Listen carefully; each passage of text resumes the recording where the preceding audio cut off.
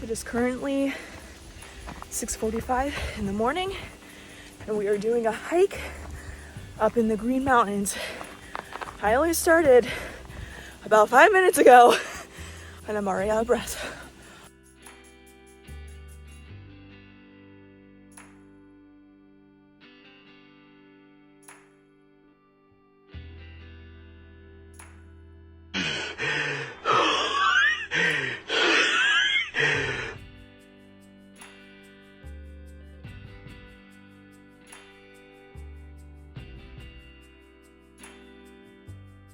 The hike up here is pretty steep. There's a lot of rocks and hills. But what's nice is it's only 1.5 mile. If you want to go to Bald Mountain, then that's when you're going on a bigger decline. So it's completely up to you.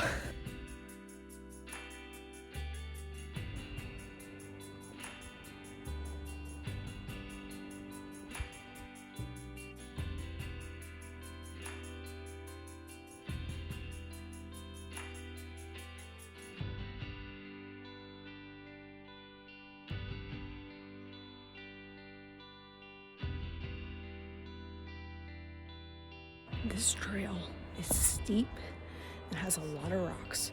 I would say this is more moderate to difficult. Whoops, whoops, whoops.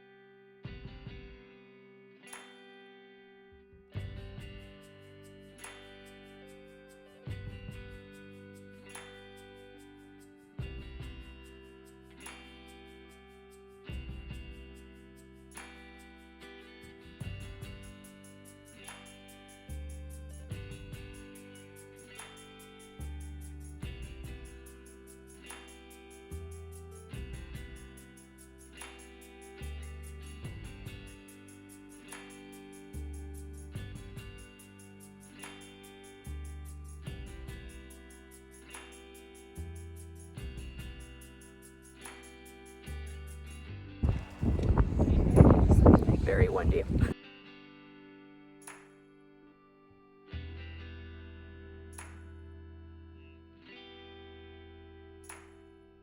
This is how you get to the Artisan Bluff Lookout. You're going to take this road that goes right up to Echo Lake Beach parking. It's going to be on the right side over here that says Artist Bluff Trail. It's a little tucked away. When you're driving by, it's going to give you the exact location of the trail, but it's not going to tell you where to park. So just make sure you park in the Echo Lake Beach parking lot and then walk down to where that sign is, and then you'll be good to go. If you go up the lookout, it's going to take less than 20 minutes to get up to the lookout, but if you go the other way around the loop, it's going to take you longer, maybe close to an hour. So that's why I recommend doing that trail instead.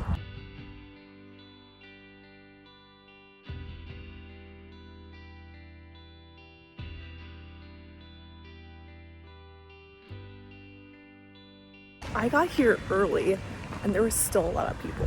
I am so happy I got here when I did, because when we were coming down, so many people were coming up. I actually ended up running into someone and we started talking, and I think that's what I love about solo traveling is you get to meet so many good people along the way and talk and just socialize, and I think that's a wonderful experience to have. I am going to recommend that if you want to come here and not deal with the biggest crowds, get here as early as you can. You're still going to have some people, but it's going to be much more manageable. I ended up talking to a guy who was here yesterday, as in Saturday, and he said it was so bad that there was a line going up to the view where we were among those whole rocks. He said it went all the way around. It was that bad. That's why I'm happy I'm here on a Sunday, because it's not as bad.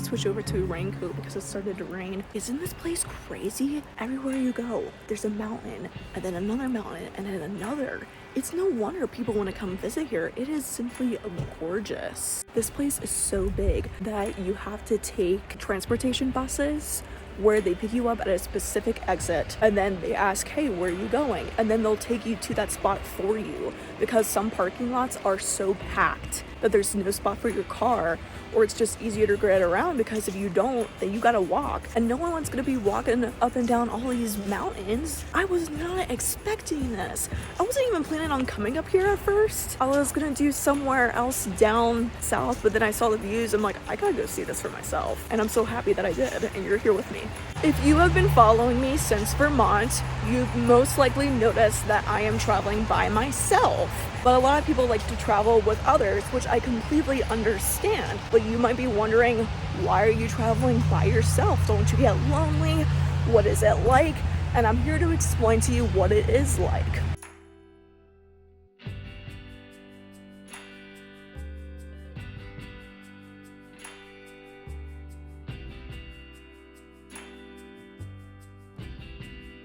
There are a lot of pros and cons to being by yourself. I'll start out with the pros.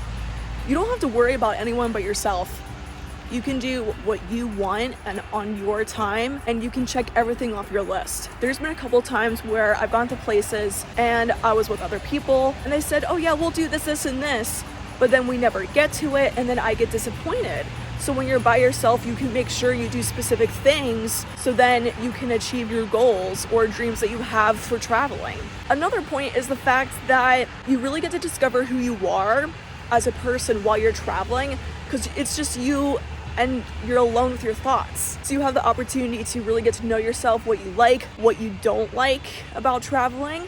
You get to figure out, okay, so I'm a camper, or I like the beach, or I like staying in Airbnbs, or I like staying in hotels. Another reason is you get to grow so much. It changes you when you travel by yourself. Another point that I would like to make is you get to meet so many wonderful people along the way. I can't begin to tell you how many nice people that I met on my trips by going by myself and introducing myself and getting myself out there and socializing. And it's just become a wonderful thing to experience while traveling, and I want to do it more so I can meet more people and have that connection with others. I cannot believe this view is real. I'm here experiencing this. Unbelievable. Some of the cons. Sometimes, every once in a while, it gets a little lonely. Sometimes when I go to places, you can tell that it's meant for couples or for families, and then there's me by myself. I'm like, ooh. There has been a couple times where I'm traveling and I'll do some tours or I'll go somewhere and they say, so are you here with someone? And I'll go, no, I'm by myself. And sometimes I'll get this, oh, okay. They're trying to be nice, but actually they're like, why aren't you here with someone? Well, maybe it's because I don't depend on people. Deborah? Maybe it's because I've been disappointed a lot in my life. I used to depend on people to do things with me. I would say, hey, let's go do this, this, and this, and they would agree, and guess what? It would never happen. And I got tired of waiting. I got tired of waiting for people to live my life. I'm not waiting for people anymore. If I want to go do something, I'm gonna go do it. And I still don't have any regrets. Another problem that I have sometimes is when I'm trying to take pictures by myself, I have a hard time getting a specific shot or specific videos. Then that also gives me the opportunity to ask people to take my pictures and take videos and meet other people. But every once in a while, I don't feel like doing that because, well, I'm an introvert and I'd rather just get it done by myself and have a specific way and then keep going.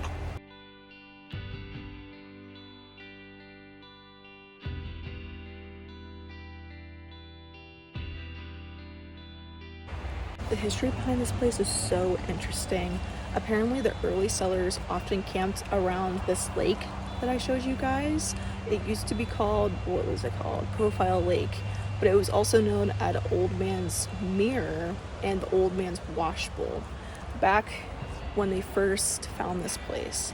I think it said 1805. It was around there. In this mountain right behind me, naturally, the boulders had a man's face and they called it Old Man. And it was there for over 200 years until in the middle of the night, nature took its course and it fell in 2003. And now they have this beautiful monument built in 2011 dedicated to the old man. They said apparently some of the activities that they did was picnics, concerts, fishing, and just walking around. I was curious how people found this place. Now you know. Regarding the traveling by yourself, what am I saying? What I'm saying is you do not need to depend on people to go do things. If you want to go do something, I encourage you to go do it, even if it's by yourself. You don't need people to do things with you. Yes, it would be nice to want to have people to come with you, but you don't need people. You don't need people to live your life for you. That's your job. And I encourage you to take that trip now. I know that's a really common phrase. Maybe it's because it's common, because it's true. If you don't feel comfortable doing a trip by yourself, something like this, then I encourage you to do something small, like going to the movies by yourself or going to the mall by yourself. And then slowly over the course of time, build up to huge trips like this. That's what I did, and it helped a lot. Some people just go for it and say, oh, well, I'm gonna go backpack up in Europe, see you later. Whereas there's people like me where I say, I'm gonna stay in the country first, get my feet wet, and go from there. Each and every one of us is different, and it's important to recognize that.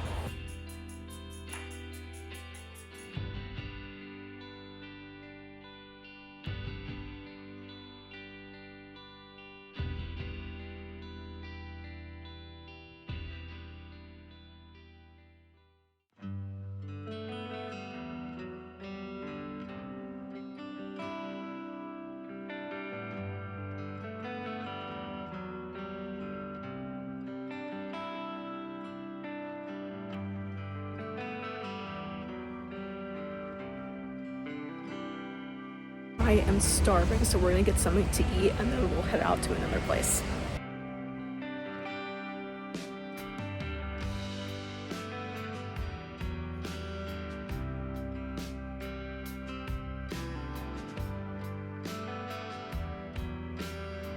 While we wait for a spot in the diner, I wanted to let you guys know that there's a tramway here up where we were before. I forgot to mention while we were up there, I'm sorry, but I wanted to tell you before I forgot, you have to get it in advance. I tried. They set a sign right off the bat, it is completely sold out, and it wasn't even noon yet. So if you want to do a tram anywhere in New England during this time, you have to do it in advance and get there early. I'm talking about like as soon as they open. Okay, don't be like me who just expects to have a spot when you're there on the first day. No, do it in advance. Also, can we talk about how good my hair looks still? Man, I thought it was gonna completely go crazy when we were in that rain, but it's still holding up.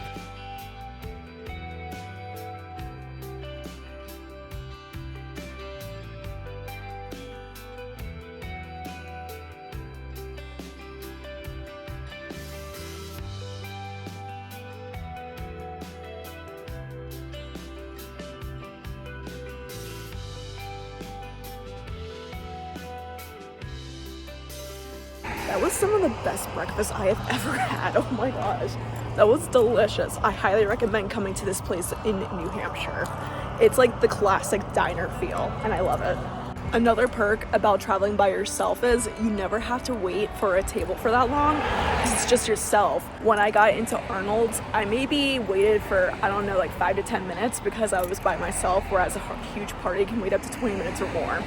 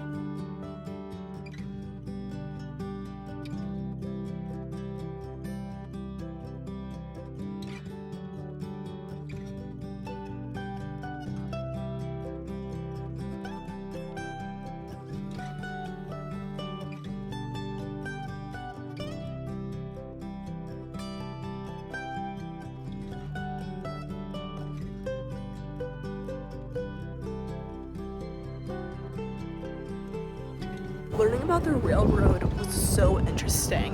Back in 1986, a couple by the name of Eddie and Brenda Clark started the Hobo Railroad, and it only happened because the community helped them, which is amazing. And it's been here ever since, and the family still owns it, which is wonderful.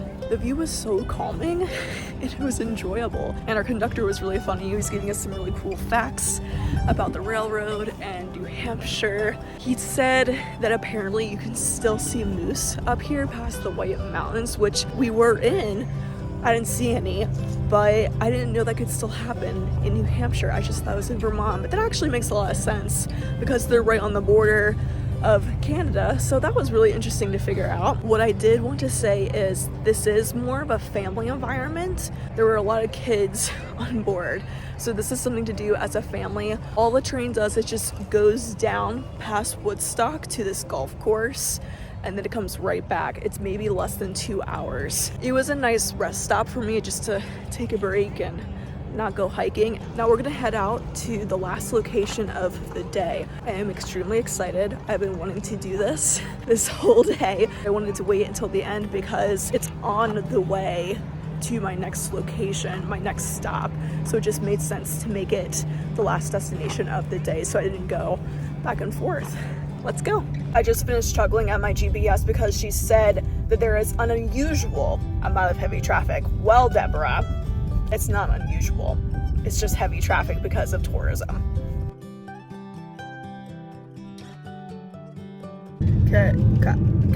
Kancamagus, I think I'm saying that right. We're on Kancamagus Highway. It's 33 miles. It goes all the way to Conway, New Hampshire. So we are heading out of Lincoln and Woodstock. But that was one of the most beautiful places that I've ever been. But what's interesting about Kancamagus Highway is it was named after a chief who was looking over that territory in the 17th century, which I thought was really cool. I had no idea, but I cannot wait to show you more views. I wanted to give a heads up about Kancamagus Highway. It has no gas stations, no grocery stores, nothing for 33 miles, which is a long while. It takes about an hour to get to Conway, but if you're stopping at different locations to see everything, then it's going to take longer. So since that's the case, make sure you got gas, make sure you got snacks, water, go to the bathroom, because you are not going to have a lot of options when going on this highway.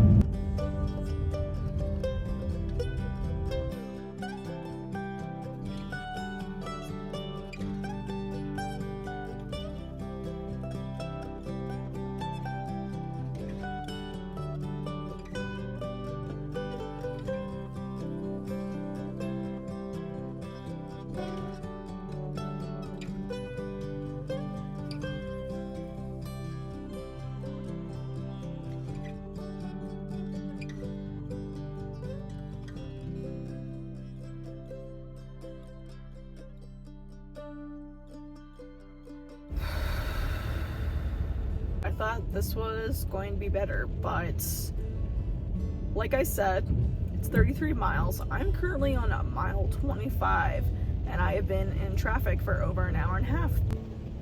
That is how bad it is. Why do I think this whole traffic thing is going to get better? It seems like it just keeps getting worse. Along the highway, there are trails that you can go on, as well as scenic routes or overlooks, but then also there are waterfalls, I believe. There's plenty of options, so that's why people say it takes longer than 2 to 3 hours to go through this whole highway, because there's so much to do and see that you can just get off the road, park, and then be back on your way.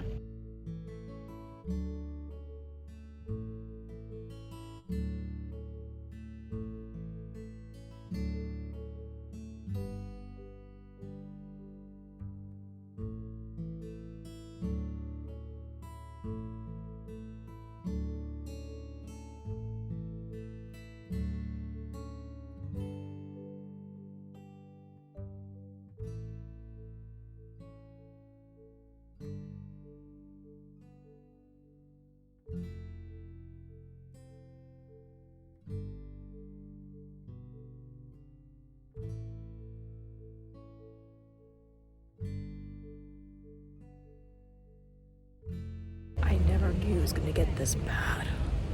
I had no idea, and I'm telling you, yes, it was worth it, but also I'm never doing this again, ever. Will I ever come back to these states? Absolutely, and I'll try it, just not at this time.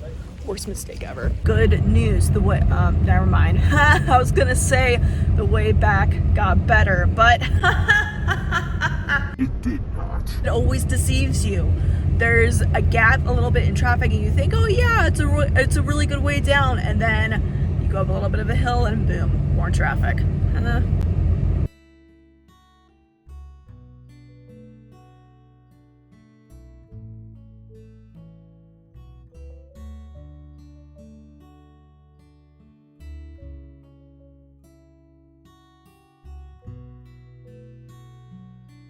That view was insane, wasn't it? That was stunning. And I met a woman with the name of SARE too, with an H, and she was so sweet. She gave me all these really good recommendations for New England. She grew up in New Hampshire. And the only reason how we even got talking is because she was taking pictures for me.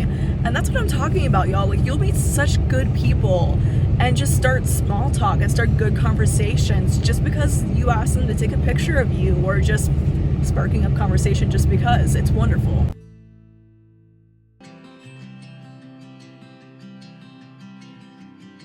There's supposed to be an overlook here, but it's not happening because of the weather.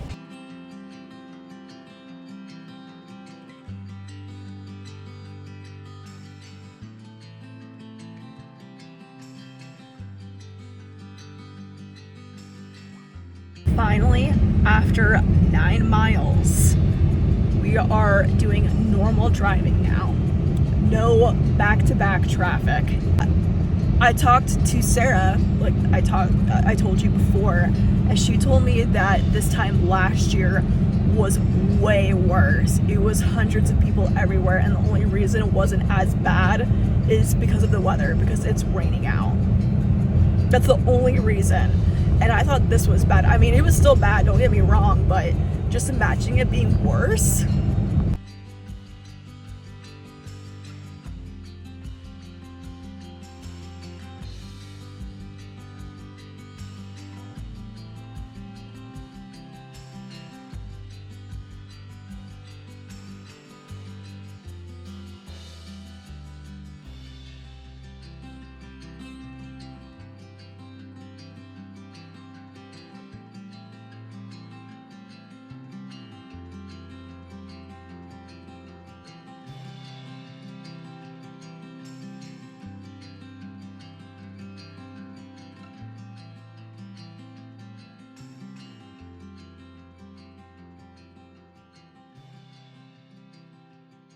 When it's not busy, this drive is really calming and beautiful.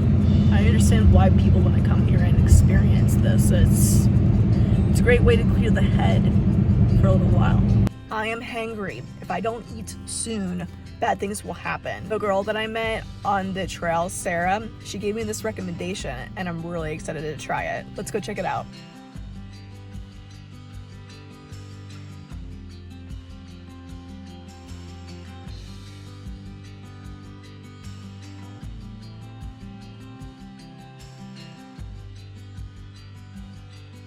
Let's try it.